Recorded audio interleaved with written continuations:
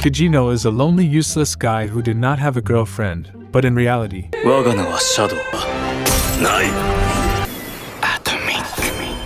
he's secretly an insanely powerful Dark Lord who leads a team of hot elite assassins, all ready to clap at any time. At school, there was this typical attention seeker named Akane who always tried to be nice to him, even though he clearly didn't want to get close. I think guys he is interested in boys. Tell me in the comments, what do you think? She only did it because he was the only guy not drooling over her like the rest of the school. Akane was a super famous cute girl and born filthy rich, which you are not, so being ignored really bugged her. But behind her sweet and smiley act, Akane was hiding something dark. When she was younger, some gangsters kidnapped her and did terrible things, leaving her with deep scars and PTSD. Ever since, she pretended to be this perfect girl everyone loved, just so no one could see how broken she really felt inside. One evening, after spending the whole day helping with the school festival, Akane waited for her driver but he never showed. With no ride in sight, she had to do something she hadn't done since her trauma: walk home alone. What she didn't know was her poor driver was actually getting beaten up by some goons elsewhere. Not long after, more thugs showed up and surrounded her. Before she could react, one of them knocked her out with a cloth soaked in some kind of drug. She later woke up in a sketchy, rundown building. That's when they told her the plan. They'd release her once her filthy rich parents paid up. But what the kidnappers didn't count on, Kagenou was out doing his usual night patrol and he was about to crash their little party. Things took a dark turn when one of the thugs got aggressive and tried to force himself on Akane, even slapping her when she tried to fight back. The moment triggered all the horrible memories from her past, and she broke down in tears. But right when it felt like all hope was gone, Kagenou showed up like a total badass, calling himself the stylish ruffian slayer. Yeah, the name was kinda cringe, but his entrance wasn't. Without wasting a second, he sent the first thug straight to hell. But then came the next guy way tougher. This one wasn't your average street punk. He was an ex-soldier, built like a tank. Strangely, that got Kagenou fired up, since he'd always wanted to fight someone like that. The battle kicked off, and at first, the guy had the upper hand with his dagger. But soon enough, Kagenou flipped the script and beat the guy into next week using crowbars, no less, to rework his face. Once both goons were out cold, Kagenou freed Akane and disappeared into the night. But instead of celebrating, he sulked, doubting his own strength. Meanwhile, Akane's wealthy parents hushed everything up, as expected. Nobody could track down the mystery vigilante behind the mask, aka Kagenou. The next day, when Akane greeted him, he surprised her by calling her by her real name. That tiny gesture showed he finally respected her. But sorry, this wasn't some fluffy love story. Their little connection was short-lived, because Kagenou got into an accident and died. Yeah, just like that. In his final moments, he had a brutal realization.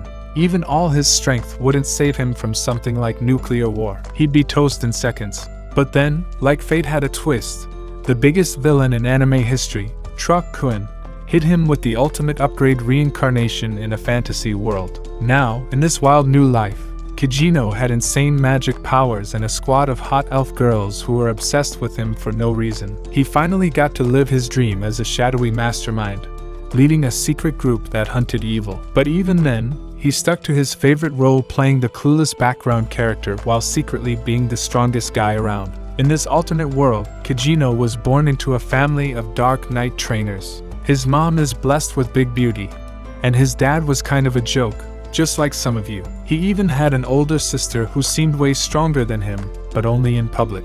Behind the scenes, it was always Kagenou causing chaos in the shadows, punishing any fool who dared to step up. Thanks to his new powers, he got this creepy black slime body that could turn into any weapon or shape he wanted.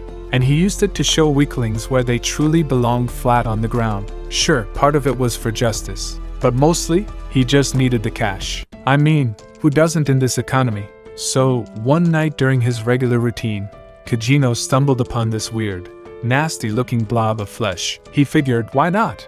And started using it as a live punching bag just to blow off steam. But plot twist, after getting pounded for a while, the blob morphed into a super hot elf girl. The second she transformed, Kagenou immediately switched gears and dropped the fists. As the elf slowly regained her mind, Kagenou struck a dramatic pose like he was some dark savior from a light novel and claimed he had broken a powerful curse. To make it more epic, he spun a wild tale about a demon lord named Diablo, whose minions had turned her into that gross slime creature. He told her she was one of the 3 heroic bloodlines that sealed Diablo long ago. Since she bought every word of his made-up backstory, Kagenou took the opportunity to rebrand himself. No more ruffian slayer nonsense, he now went by the name Shadow. He invited the elf to join his secret squad to destroy Diablo. She instantly agreed, swearing loyalty to her savior. That elf? He called her Alpha, and she was the first member of his fake but deadly serious group. From that moment on, Kagenou's over-the-top acting kept fooling people left and right. The simp squad kept growing, and he eventually built an elite team of obsessed followers called Shadow Garden, basically his own loyal cult. Meanwhile, to keep up his nobody persona, he let his big sister Clare beat him in fights, always acting like he was the weaker one. As Clare turned 15, she was supposed to transfer to the Academy of Dark Knights, but on the day she was meant to leave, she mysteriously disappeared. Alpha and the rest of the team assumed it was Diablo's secret cult, mistaking Clare for one of the legendary hero bloodlines. On the flip side, Kagenou figured his earlier brainwashing had gone too deep, and now his squad thought every random gangster on the street was part of some evil group. Either way, he kept the act going like a pro, and that night, the Shadow Garden went full stealth mode, determined to track down the kidnappers and rescue Clare. Meanwhile, Clare was stuck in some shady hideout, tied up and not in the mood for anyone's crap. When her kidnapper casually mentioned going after Kagenou, she totally lost it and showed her true colors. But before she could do anything, the guy sucker punched her straight into unconsciousness and revealed his real plan to use her blood for some twisted ritual. Too bad for him. His plan got nuked the moment Kagenou and his team showed up. Turns out, all of Kagenou's dramatic stories weren't made up after all. These buffed up freaks were actually real members of Diablo's cult, working to bring their demon boss back. As soon as they figured that out, Alpha and the rest of the squad launched an all-out attack. The main kidnapper bolted, but he couldn't escape his fate. Later, he ran into Kagenou and immediately regretted everything. Despite being built like a tank, the guy's punches didn't land. Kagenou danced around every hit and sliced him up with just a few clean strikes, turning the guy into a walking jigsaw puzzle. Even when the thug juiced himself up with power-boosting drugs and went full Super Saiyan, he still couldn't stand a chance against Kagenou. After all that chaos, Clare managed to return home safely and headed off to the Night Academy. With her gone, Kagenou thought he could finally chill out and enjoy some peace. But nope, Alpha and the girls hit him with another shocker. They announced they were splitting off to pursue their own missions, still committed to hunting Diablo, but now doing it separately. Kagenou was left confused,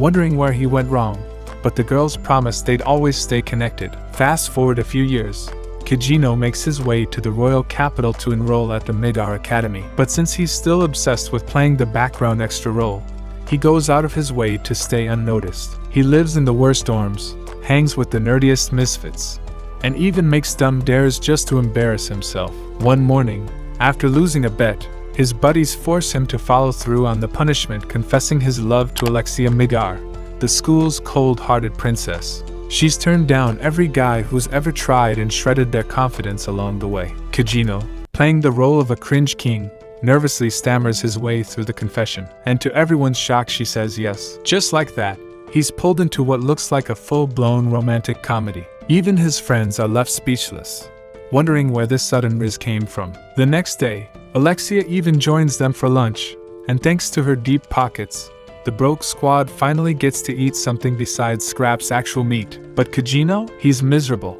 He just wants her to dump him so he can go back to being irrelevant. Sadly, Alexia seems to be enjoying every second of messing with him. Later, she even drags him into a fencing session led by Xenon, the head of the Royal Knights. While Xenon goes on about fighting for justice or whatever, Kagenou's eyes are glued to Alexia's sword fighting technique. Kagenou soon noticed something about Alexia. Her fencing style was nothing special. It was strictly by the book, plain and predictable. And oddly enough, that's exactly what he liked about it. But things got weird when he overheard her chatting with Xenon and realized the two were engaged. That's when it hit him, maybe she was just two-timing him for some twisted reason. Feeling played, Kagenou tried to break up with her. But before he could even finish the thought, his so-called friends had already spilled the truth about the stupid bet behind his fake confession. Alexia, furious but still putting up her cold act, threatened to expose him, but her words weren't nearly as persuasive as the shiny gold coins she waved in front of his face. Like a loyal puppy chasing money, Kagenou gave in. From that day on, people started calling him a gold digger, but he stayed by Alexia's side mostly to fight off inflation, of course. But this new dynamic didn't sit well with Zenon. One day, while on the train, Alexia went off on Kagenou, ranting about his dull fencing. Kagenou just stayed quiet, letting her talk, but then asked why she didn't want to marry him since he's the perfect guy. Alexia replied that he was too perfect, which only made her more suspicious, as if he were hiding something or just plain insane. A few days later, on another train ride, Alexia started mocking his fencing skills again, saying his style was just as dull and flavorless as she was. But Kagenou calmly said he actually liked her style simple and real. That somehow triggered her big time. She exploded, venting about how she always lived in the shadow of her genius older sister, and how much she hated his guts. Then, without another word, she stormed off the train. But karma had its own plans. On her way home,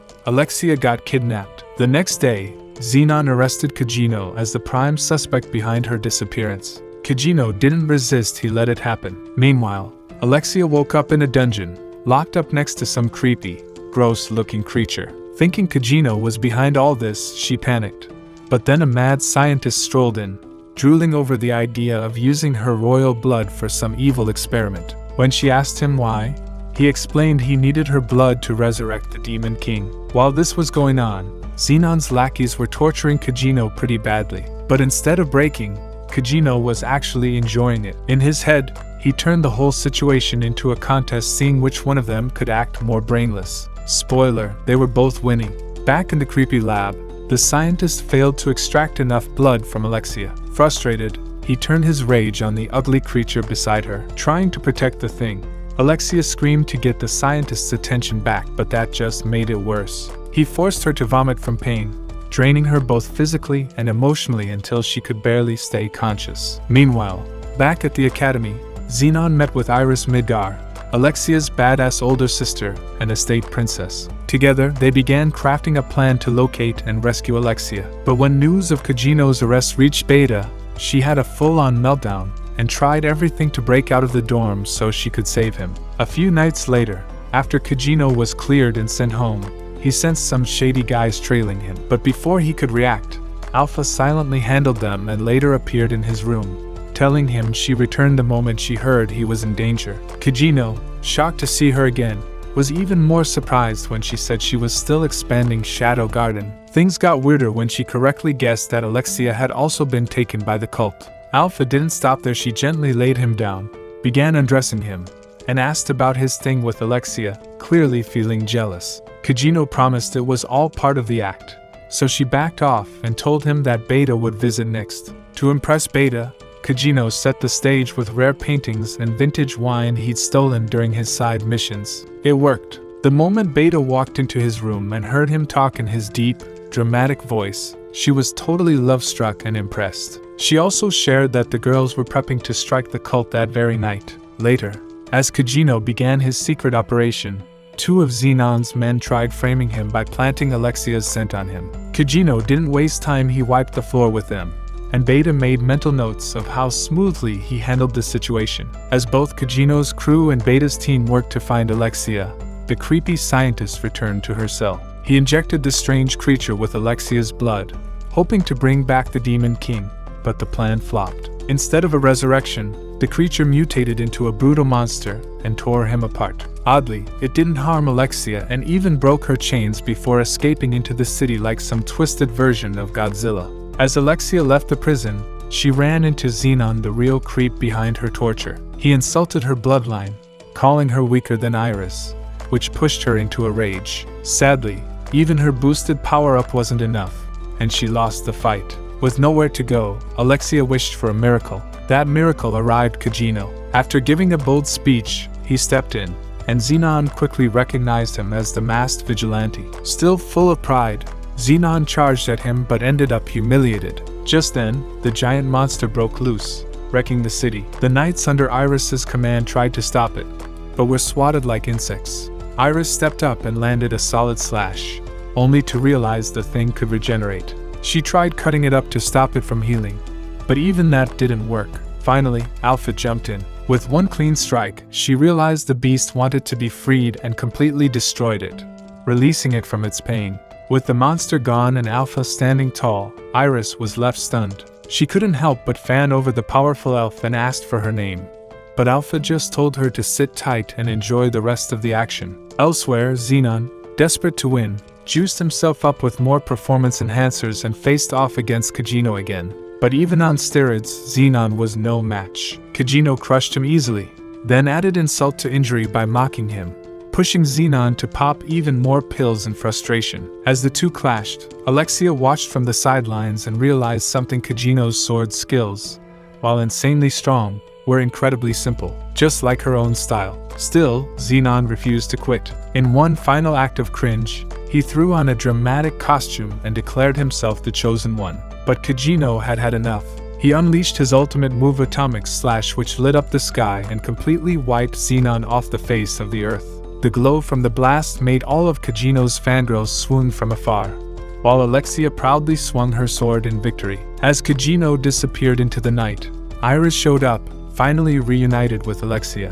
The sisters hugged, happy to see each other alive, and finally worked through their messy relationship. The next day at school, Alexia approached Kagenou, blushing as she thanked him for complimenting her fencing. She shyly asked if they could stay together a little longer. Kagenou, being his usual unbothered self, turned her down on the spot. That didn't go well. Alexia swung her sword at him in rage. Meanwhile, the Shadow Garden girls were still recovering from how cool Kagenou had been. But now there was a new issue: some imposter was using their name, so the team decided to wipe out the fakers. On the other side, Iris, now suspicious that Xenon was behind Alexia's kidnapping, started her own independent night squad. She also discovered an ancient relic that she believed could lead them to Diablo's cult. To decode it, a new pink-haired girl named Sherry enrolled at the academy. On her first day, she literally bumped into Kagenou, who had just survived Alexia's fiery mood. From that moment, she fell head over heels for him. Meanwhile, a masked vigilante claiming to be with the Shadow Garden started roughing up people across town. Kagenou, still totally unfazed, assured his awkward friend group that he was still a proud virgin after the breakup. Soon, his goofy friends dragged him along to visit the city's newest hotspot, a flashy megastore. Back in Iris's world, Sherry agreed to help her figure out how to unlock the powers hidden inside the relic they seized from one of Diablo's cult bases. Back in the city, Kagenou and his crew reached the superstore, only to find a long line. While waiting, Kagenou looked around and noticed the place felt oddly familiar, like something straight out of his old world. Suddenly, a gorgeous woman approached and pulled him aside for a survey, making his confused friends wonder when he became so popular.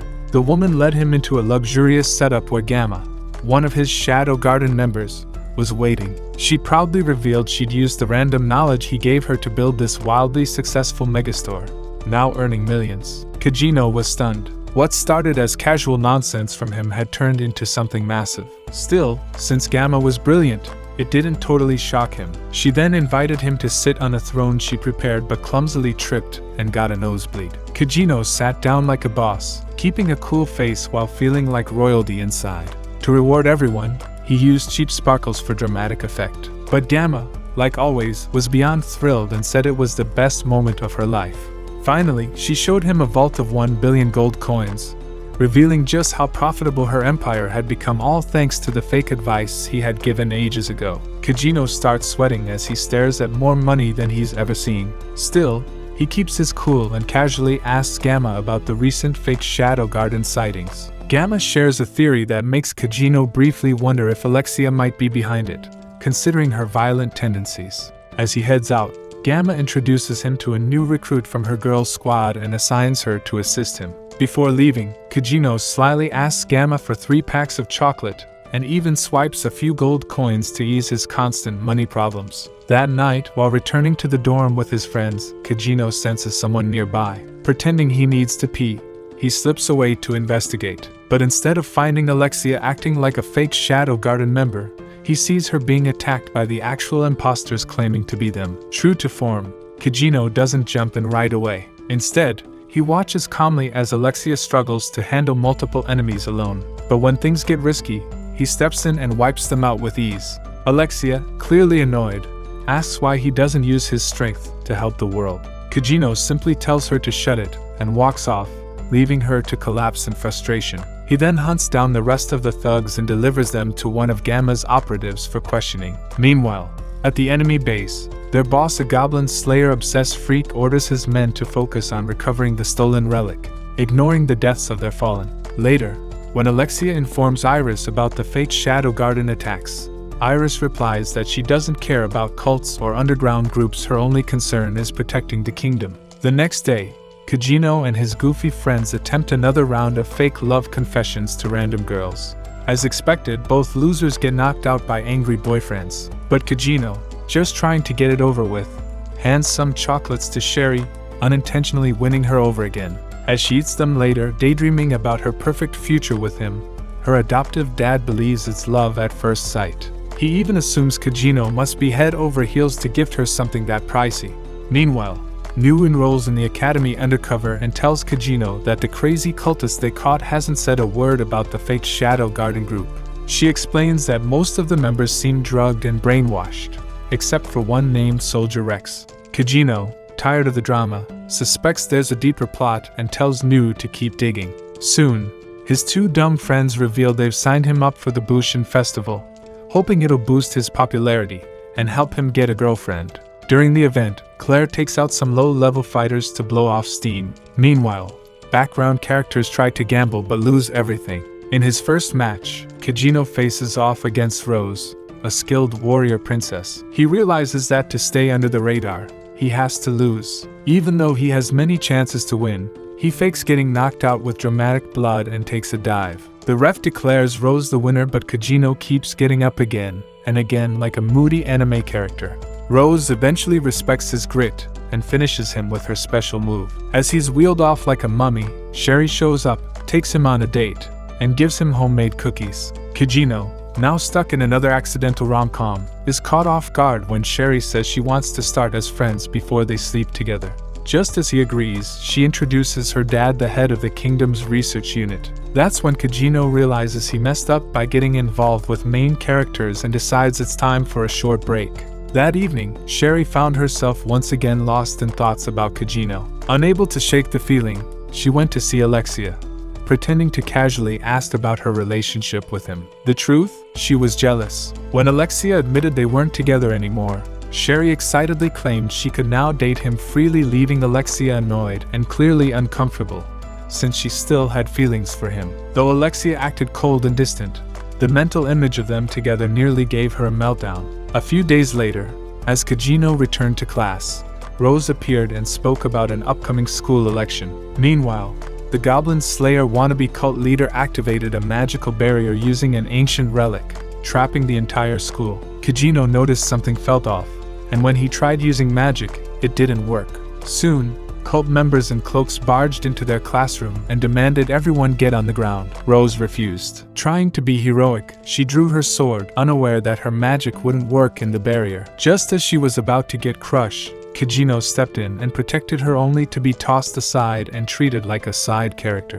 Rizz, however, interpreted it as him being in love with her, and her delusions escalated. Though everyone thought he was done for, Kagenou was actually thrilled. This was the kind of terrorist attack he'd love to tell his grandkids about. The cult's leader gathered the students in the auditorium, while his men searched for the relic in Sherry's possession. Kagenou revived himself and realized he could still use magic in small, controlled bursts. Meanwhile, as Sherry figured out how to activate the relic, Rex burst into her room through the window. He announced he was there to steal the relic and cause chaos for fun. Swinging his sword at her, he assumed she was finished until Kagenou appeared, casually stepping in to save her.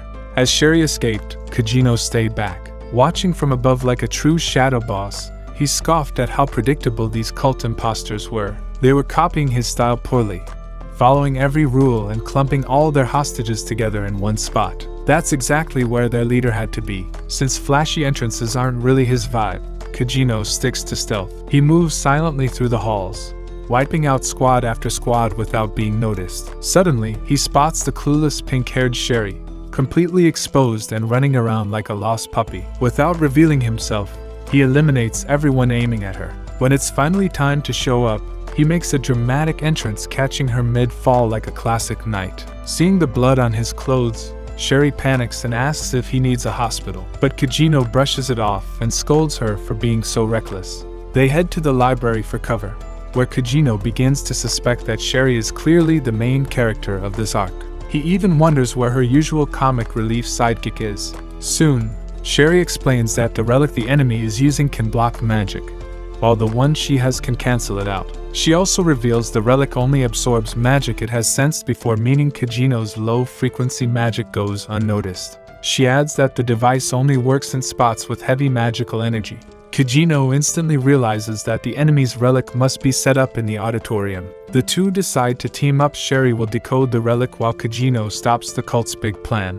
As Kagenou heads to retrieve her tools from the study room, the cult leader mocks Rex, blaming him for failing to stop one weakling. Rex snaps back, warning him to worry about himself. Half the army is already gone. With that, he storms off, determined to track down Sherry again. As the cult leader stepped back into the school, he noticed his forces were mysteriously gone. Before he could react, Kagenou landed a clean punch to his face. Too fast to track, Kagenou caught him off guard. In desperation, the leader created a magic barrier around himself, but Kagenou was already inside, right in the middle. Within seconds, the self-proclaimed villain was overwhelmed and sent flying into a church littered with defeated cult members. Shaken by the scene, he lost his composure. Kagenou appeared behind him and silently finished the job. Meanwhile, News searched through Sherry's office and found one of her guards, an ex she clearly wasn't happy to see. Before things escalated, Kagenou arrived to pick up the equipment needed to stabilize the relic.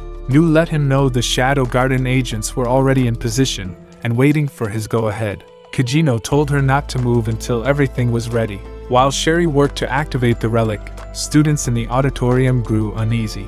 Iris's knights held back, unsure if more threats were inside. Though Rose wanted to help, she doubted their chances of winning. Eventually, Sherry unlocked the relic's power and led Kagenou through a hidden passage her father once showed her. Kagenou enjoyed the sneaky approach, while Sherry recalled the painful truth behind her mother's death caused by the very man she'd once trusted. Back in the auditorium, cult members aimed weapons at the students. Their leader watched with satisfaction. Rose, frozen by fear, couldn't respond. But when Sherry tossed her relic into the air, it synced with the enemies, breaking the magical barrier. With their powers restored, Rose took down an attacker. Her action sparked hope, and the tide began to turn. As things get wild, both sides start going at each other hard. Rose struggles to handle the number of attackers coming her way. Just when she's about to go down, Kagenou shows up with another cool entrance and compliments her sword skills. Funny enough, she still doesn't realize he's the quiet guy from class. Meanwhile, Kagenou and his crew wipe out the cult members left and right. The weak cult leader, realizing he's losing, tries to escape, but not before setting the whole school on fire. Rose just barely manages to get the students out. Iris finally arrives but ends up being no help. Elsewhere, Sherry looks for her dad but finds nothing. At the same time, the cult leader sneaks into Sherry's study and sets her books on fire. Turns out, the Goblin Slayer knockoff was her adoptive father all along, something Kagenou had already figured out. When Kagenou asks why he did all this, the villain gives the usual sad backstory. He used to be a top-tier swordsman, but an injury ruined his career. Now he's just bitter and angry. He even admits he got rid of Sherry's mother because she was in his way. He challenges Kagenou to a fight, but Kagenou couldn't care less. The old man gets one strong hit in and nearly kills Kagenou, only for him to come back stronger than ever, like the Dark Lord he really is. The guy panics and powers up using magic-enhancing drugs, turning into some hairier version of Voldemort. But Kagenou easily dodges everything and slices him apart, ending him just like he did Sherry's mom. Sherry walks in, breaks down, and warns the man who raised her. Kagenou quietly leaves, never telling her the truth. The next day, Kagenou makes front-page news as a global villain, which doesn't sit well with Alpha and the others. Sherry visits him before leaving the school for good, saying she's moving to a new city for her research. When he asks why, she just says it's a secret. Kagenou goes back to enjoying a peaceful life until he gets a letter from Alpha inviting him to a mysterious Holy Land. While Kagenou chills in the Holy Land, his loyal fan club keeps growing. Even Delta and Epsilon have joined the madness. Epsilon, who definitely doesn't believe Flad as Justice, uses Kagenou's slime magic to upgrade her figure, turning her chest into a full-on competition against Beta's curves. Behind the scenes, this new beauty spends her time writing novels and fanfiction with Kagenou as the lead in her daydreams. But when she hits writer's block, she steps outside only to get into a silly rivalry with Epsilon over who's Kagenou's favorite. Epsilon argues he stares at her more thanks to her upgrades. Beta isn't buying it, but before they can really fight, News shows up with new orders from Alpha. Meanwhile, Gamma meets Iris and Alexia at her department store. She helps them shop for Alexia's upcoming appearance in the Holy Land competition. Gamma also hands out fancy chocolates and helps Alexia pick some stylish undergarments. Iris, being more conservative, says Alexia is revealing too much skin, but Alexia proudly flaunts her confidence and her figure while teasing Iris into silence. At the same time, Rose joins Kagenou on his trip, daydreaming about saving him from danger and being his one true love. Kagenou, though, isn't thrilled about the clinginess and kindly pushes her away for space. Rose keeps rambling about future weddings and kids while Kagenou focuses on learning about the local religion, the divine teachings, and the three heroes who once visited the Holy Land. While exploring the market, Rose shows him a souvenir about Olivia, one of the heroes who sliced off Diablo's left arm. She explains that this arm is now sealed in the sanctuary nearby. They also go book shopping, and Kagenou's surprised to learn Rose's favorite romance writer is Beta, who's been selling a bootleg Cinderella story for millions. He gets her autograph but feels dumb for not using his own ideas to earn money like Beta or Gamma. Later, he realizes Beta signed his copy using ancient script, something he quietly hides. Elsewhere,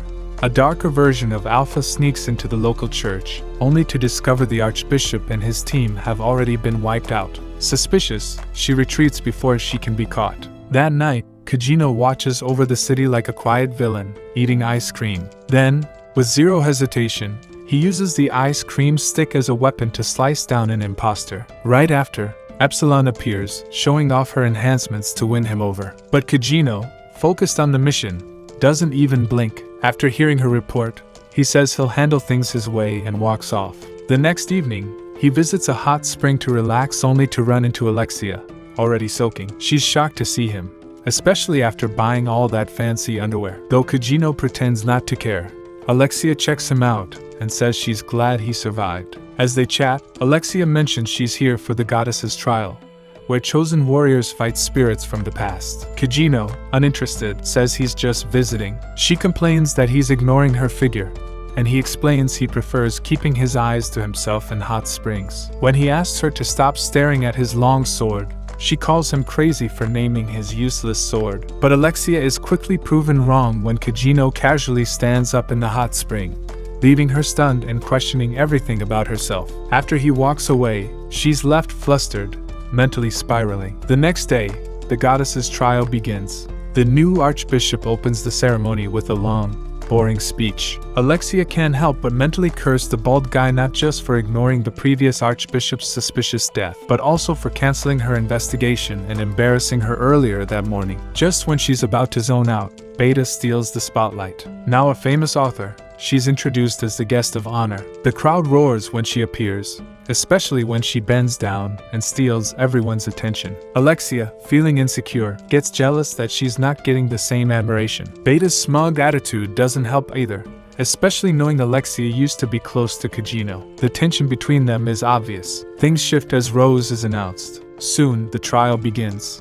The first challenger, a scrawny guy, calls for an ancient spirit but gets ignored. He walks off in shame. Next up, a bulky knight tries but also fails. Meanwhile, Kagenou watches it all from above, daydreaming about making a dramatic entrance like a mysterious hero. He debates whether to reveal his power or stay in his usual background role. But his inner debate ends fast when the announcer suddenly calls his name. Across the city, his team spreads out to gather intel and take up their positions. Back at the arena, the audience mocks Kagenou, expecting him to flop. Kagenou considers running but instead triggers a blinding light and steps out in his shadowy alter ego form, thinking it'll boost the event's hype. He gives his classic speech and summons a spirit to fight him. The Archbishop assumes Kagenou is full of himself until the sky opens and a powerful figure appears. His opponent is Aurora, the legendary Witch of Calamity, known for bringing destruction across worlds. Watching from the stands, Beta pulls out her notebook and asks the Archbishop for more info. while the other girls roll their eyes at her shameless curiosity. Still, it works. The Archbishop explains how dangerous Aurora is and doubts Kagenou can survive. But Alexia, ever the supporter, insists that the trial summons spirits equal to the challenger's strength. She believes Kagenou has what it takes. Meanwhile, Kagenou senses something different. As he faces Aurora, he feels a spark, like they both speak the same language through swordplay. Aurora strikes first, and Kagenou smoothly dodges. While the Archbishop thinks he's failing, his loyal girls smile, knowing he's just getting started. As the fight rages on, Kagenou keeps up the pressure on Aurora and eventually slices through her strongest magical defense, ending the match. Aurora, surprisingly, is content with her defeat. She feels understood not just by Kagenou's blade, but by the way he sees battle as a form of connection. Also, a part of her seems to enjoy losing. After delivering the final blow, Kagenou dips out quickly, calling it a solid main character drop moment. Right after, the barrier around the Colosseum shatters, and a strange portal opens thanks to Alpha and her crew working behind the scenes. Elsewhere, Kagenou praises himself for putting on a show-stopping performance. But before he can catch a break, another glowing portal appears in front of him. Not wanting more trouble, he tries to ignore it, but the thing keeps following him. Eventually, he gives in and walks into it. Back in the Colosseum, everyone is confused about what's happening. The bald Pope explains that the portal likely opened in response to Kagenou's insane power. He adds that the gate doesn't appear for just anyone, it only reveals itself when someone is seeking it. With that, he orders the crowd to evacuate. Just as people begin leaving, Kagenou's girls show up and tell everyone to stay calm. Epsilon easily takes out the Pope's guards, and Alpha and Delta step through the gate. Epsilon, staying behind, grabs the Pope and prepares to drag him along, threatening to hurt Beta if anyone tries anything. But Beta is unfazed. Instead of panicking, she gets strangely flattered, and Alexia pretends not to care. Suddenly, a masked assassin appears and cuts Epsilon's fake assets in half, hitting a nerve. Just to make things worse, Beta's natural curves bounce right in front of her. Not wanting to be exposed as flat, Epsilon uses her slime tricks to reinflate herself, then destroys the assassin. Making sure no one saw her real self, she drags the Pope into the gate. Moments later, Beta gets pulled in as well.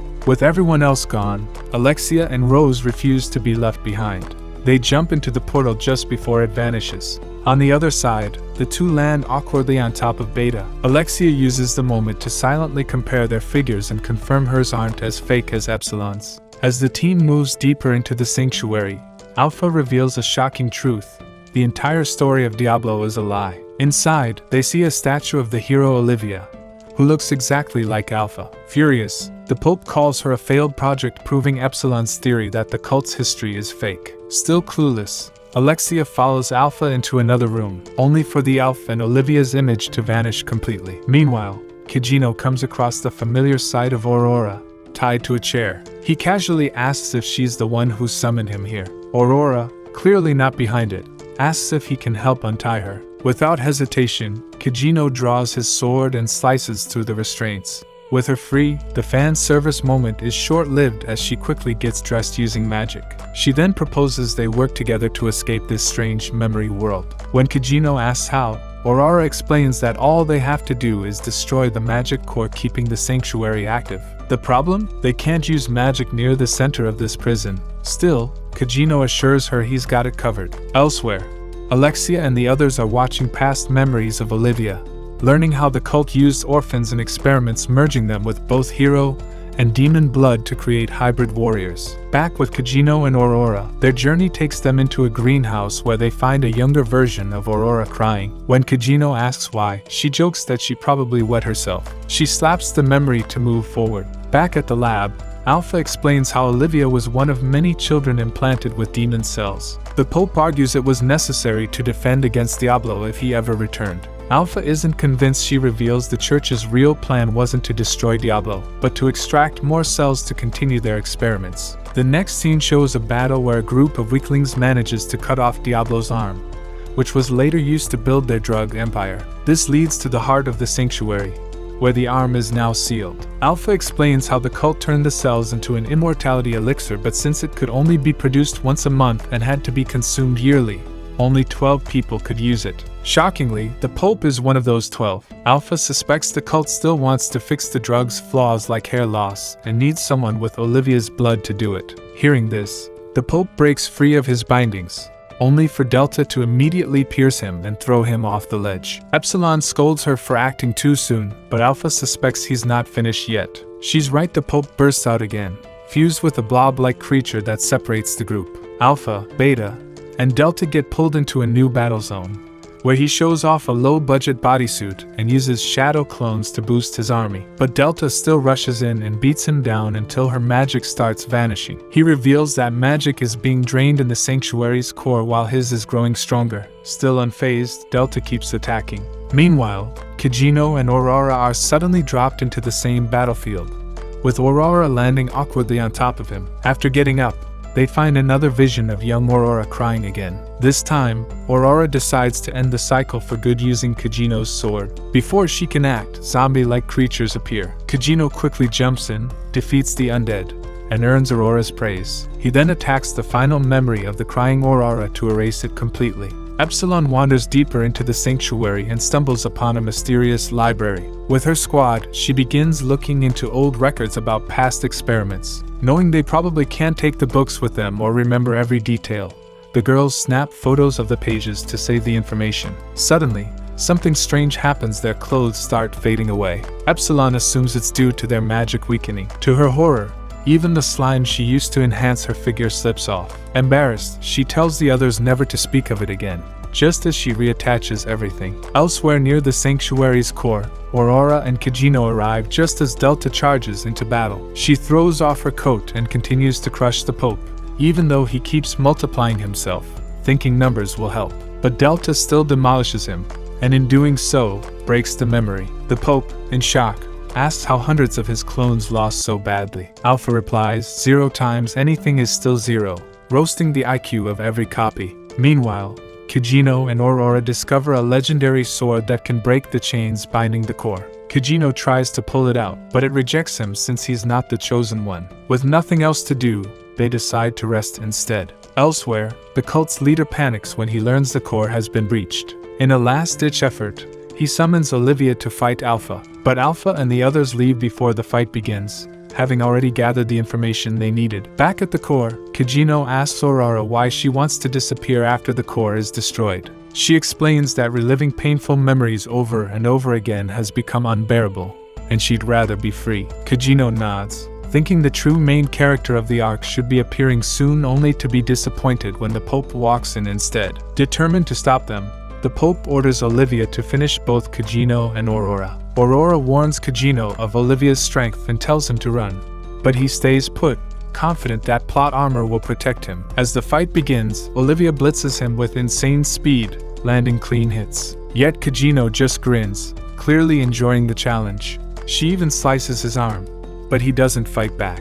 To him, a real fight should come from emotional connection, not just raw power. Just as he's about to take another hit, Aurora steps in and thanks him for everything. The Pope mocks them, laughing at the idea of a witch playing the hero. But Kagenou, refusing to be the damsel in distress, takes a major blow on purpose. Using the close distance between them, he pulls Olivia in and marks her neck with a magical symbol, causing her to vanish. Kagenou calmly explains he can shift his organs with magic to avoid fatal damage. This trick lets him get close to his opponents and counterattack effectively. Not done yet, the Pope launches a second attack, this time summoning 100 copies of Olivia. Even with more enemies thrown his way, Kagenou finishes them all off with a single powerful move.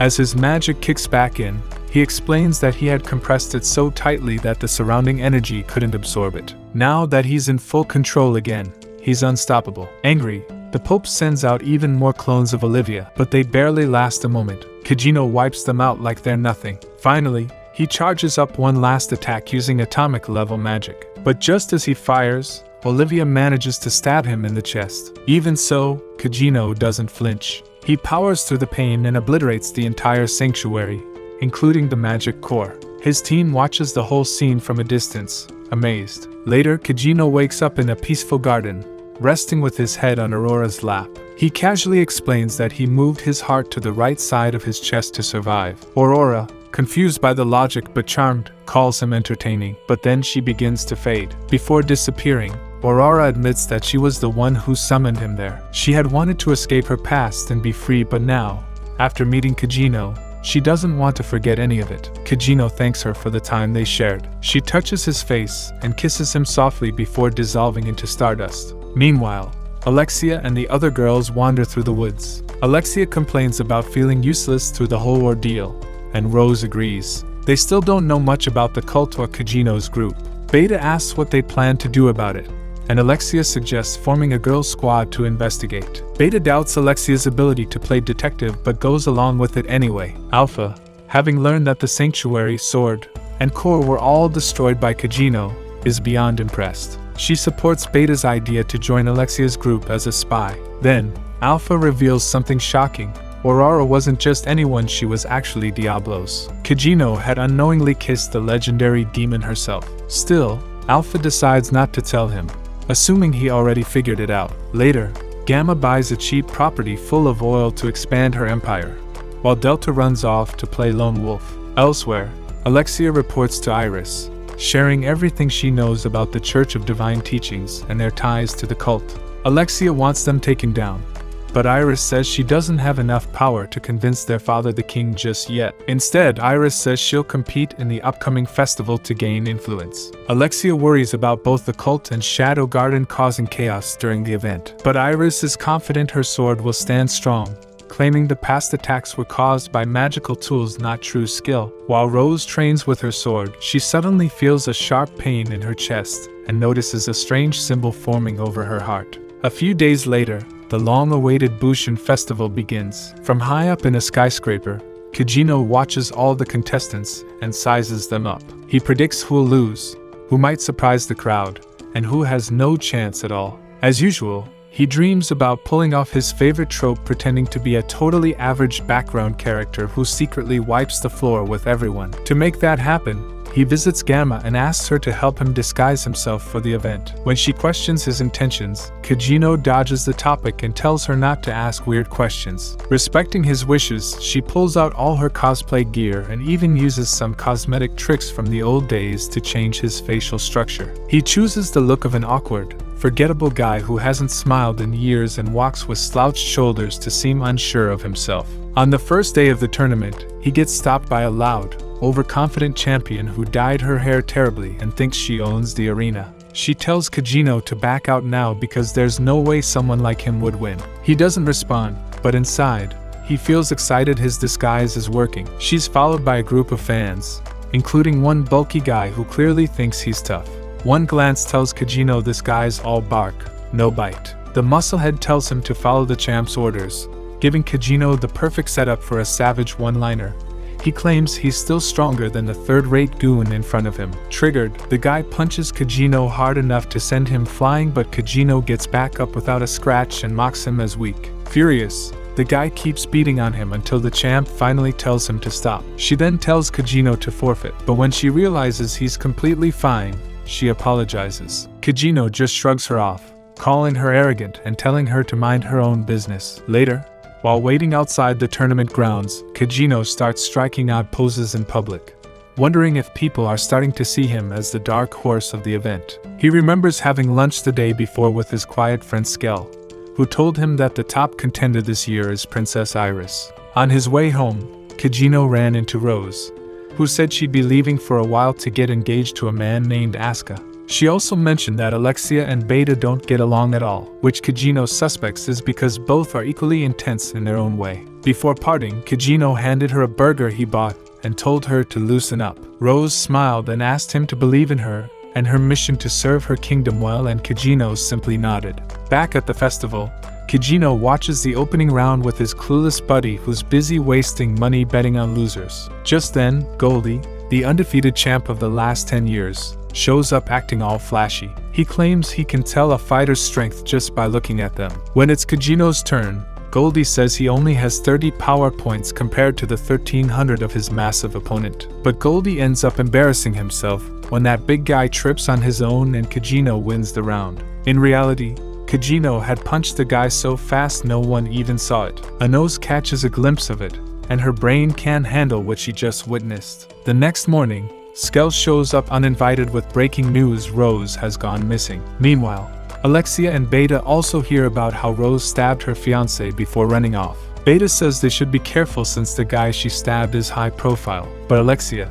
being impulsive as always, wants to go save Rose right away. When Beta argues, Alexia grabs her by the collar and threatens her like a child throwing a tantrum. After storming off, Beta tells her crew to track Rose quietly. Kagenou, meanwhile, reads the news and finds the whole stab and run situation kind of cool. Right before his next match, he walks out of the stadium and bumps into a hooded girl who says he smells like elves. When she removes her hood, she looks just like Alpha. Kagenou lies, pretending he doesn't know anyone like her. To test if he's some evil lord in disguise, she attacks him with her sword, but he dodges like a total weakling. This puts her mind at ease, and she helps him up, saying she'll become strong one day. Elsewhere, the meathead and the arrogant champ discuss Kagenou's power. The jock thinks it's just luck, but Anos feels like Kagenou knows what he's doing. As their match begins, Anos reveals that Goldie's undefeated record is fake. He just skips fights he thinks he'll lose.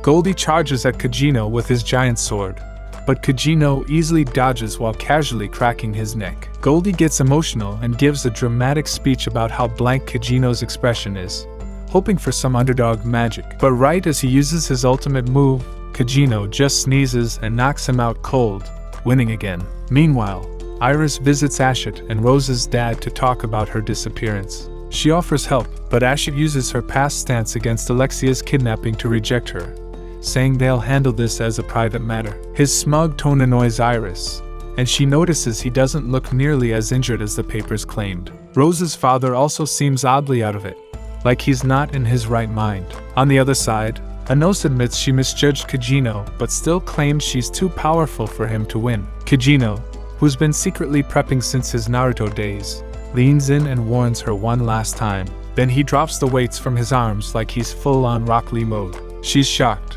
but still confident. Kagenou, though, doesn't seem to care at all. Elsewhere, Rose is being hunted by her own guards. She hides deep in her city's sewer system, trying to survive. The next day, Skell barges into Kagenou's place again, urging him to help search for Rose, especially now that a huge reward is on the line. Kagenou couldn't care less until he spots his sister walking up to his house. Instantly panicked, he dashes off with Skell to avoid the situation. While searching, Kagenou hears a familiar piano tune he used to love in his past life.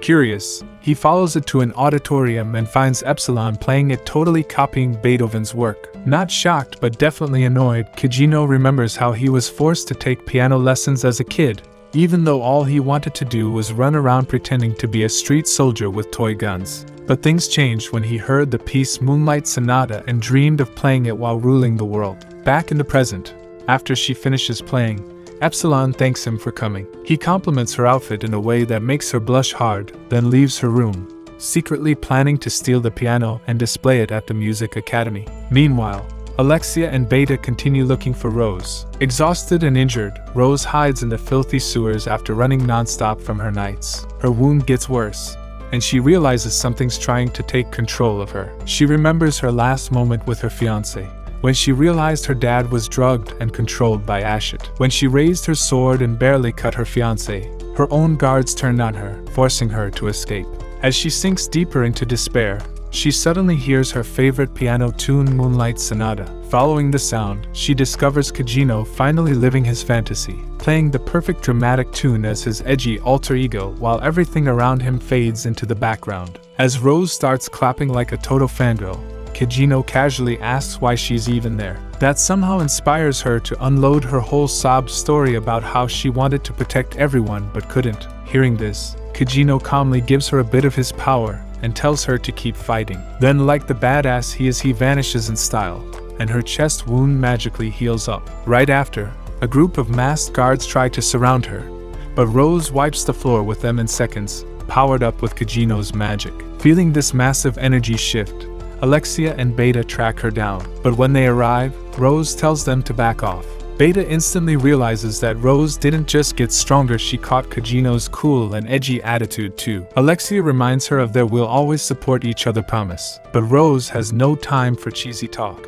Instead of chatting, She just throws hands and easily beats Alexia. After that, she ditches them and walks off alone, ready to live her new lone wolf life. Meanwhile, Kagenou returns to his dorm and finds Clare at his door, not happy at all. She pulls him inside, sits on top of him, and chokes him out for making her wait too long. Kagenou, half dying, wonders if this is some weird new kink. She rants about how he didn't go with her to the countryside during summer break and gives him a VIP ticket to the Bushian Festival as a way to make up for bailing. As he barely escapes Clare's fury, Alexia finds out that Beta has also left the city. The next day, the Bushian Festival semi-finals kick off. Kagenou enters the VIP section and surprise finds Iris sitting beside him. She doesn't recognize him at first, but once he mentions Clare, it clicks. Realizing he's the same guy her knights bullied when Alexia was captured, she apologizes. Kagenou just stays quiet, worried that getting this much attention could ruin the side character role he's worked so hard to keep.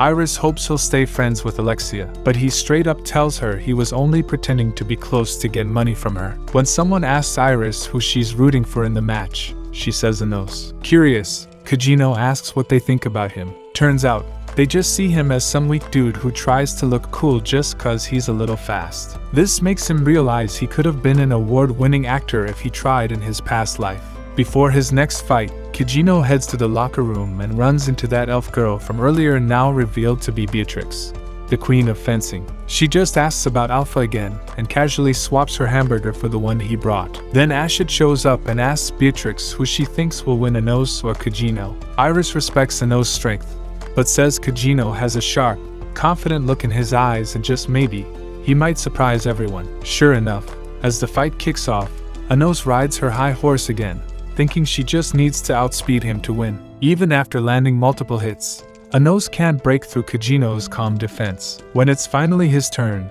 he casually shifts behind her and slices through her shoulder, breaking her armor and ending the fight instantly. Watching this, Ashit nearly panics. Kagenou's power shakes him so much, he's stuck choosing between trying to recruit him or wiping him out before things get worse. After the match, Anos admits she was wrong about him and apologizes for being cocky. Kagenou nods, compliments her strength, and they part on respectful terms. Meanwhile, Iris finishes her own match and spots Beatrix, inviting her to watch the next round. Beatrix, cool as ever, offers her a hamburger in return.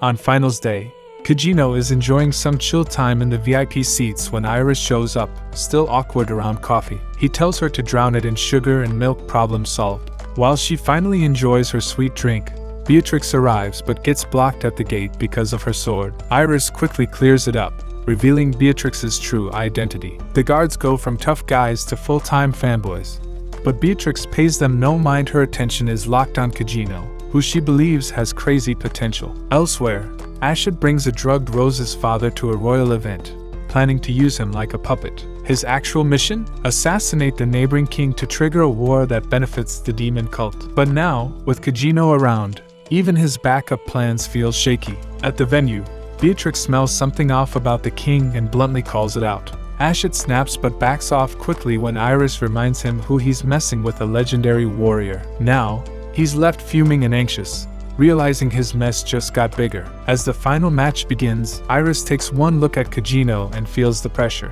Determined to end the fight fast, she goes for an opening but freezes when she suddenly imagines Kagenou slashing her down. Each time she tries again, she sees another vision of defeat. It's like Kagenou's mind games are rewriting the whole fight. Meanwhile, Rose crashes into the VIP lounge and finds the cult's entire team already taken down long before the real show even started. Turns out Shadow Garden had already cleaned up the cult behind the scenes, pushing Rose to continue her mission. Back in the ring, Iris keeps backing off, unable to attack. The crowd gets loud, mocking her hesitation, and she finally charges in. But once again, another vision freezes her in place. Kagenou takes advantage and slams her straight into the ground. The entire kingdom watches in shock as Iris gets completely humiliated. Her father quietly leaves the arena in disappointment, while Ashit starts freaking out, realizing just how strong this guy really is. But before he can make a move, Rose steps into the chaos and apologizes to her dad for everything she's done. Surprisingly, the old man, still under mind control, speaks from his heart and forgives her. This makes Ashit furious. Rose suddenly charges forward, and Ashit uses the old man as a shield. Without a second thought, Rose stabs through him. Showing no remorse, she gets ready to finish Ashit too, revealing that her goal was to wipe out the royal bloodline so it can't be used as a tool for war anymore. Before she can do it, Kagenou steps in and reveals his true self, he's Shadow. That's when Rose realizes he's the masked hero who once saved her. With teary eyes, she confesses she's been his biggest fan ever since. She leaves the scene, and Kagenou turns toward Ashit, ready to end him, but Beatrix jumps in to block the blow. As chaos breaks out across the arena, the king declares martial law and sends his troops after the fleeing Ashit. Meanwhile, Kagenou and Beatrix clash swords in an intense fight. Watching this, Iris finally pieces together who he really is, and it enrages her. Determined to take him down herself, she joins the battle. But Beatrix can't keep up. Kagenou's speed is too unreal. Each time she tries something, he just dodges it like a breeze. Iris then pulls out a shady artifact, hoping to even the odds. Kagenou instantly mocks her for relying on cheap tricks. That's the final straw. She unleashes a powerful strike. But to Kagenou, dodging it is nothing more than warm-up. And all this while, Beatrix's blade still can't land a single hit. Meanwhile, Rose runs into Alpha, who gives her two choices: join the Shadow Garden and save her kingdom, or go solo and crash hard. After thinking it through, Rose picks the first option and officially joins the Shadow Garden. Elsewhere, Kagenou is dragged to the streets by Iris and Beatrix, who try everything to beat him down, but Kagenou tanks all their attacks like it's nothing. He grabs his favorite weapons, crowbars, and fights them on a moving train, staying completely in control. Beatrix fights with calm precision, but Iris keeps yelling nonsense, so Kagenou finally shuts her up with a clean kick to the face.